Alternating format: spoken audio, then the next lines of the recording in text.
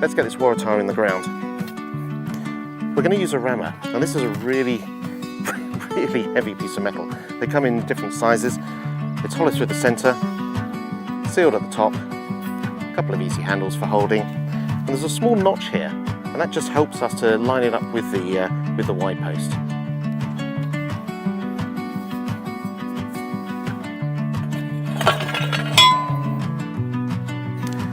Now you really want to be careful mounting this on here. There's a very large lump at the top of metal. You come too high up and it will pop off. And I've learned from nasty experience how unpleasant that can be. But I'll show you just how we get this into sort of a relative height that you might use for fence.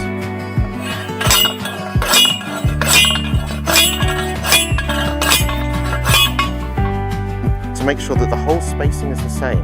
We have had the issue before that as you're wiring them up, you might find that the holes are in a slightly different position when you get to the next post.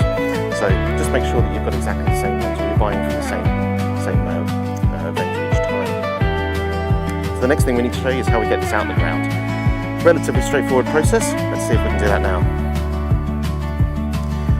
So we position the tool here, but we're just relying on the grip that we've got around the back and front here. This is really just some very strong steel, and we're going to be using the leverage here to be able to put the force in. Let's see how that goes.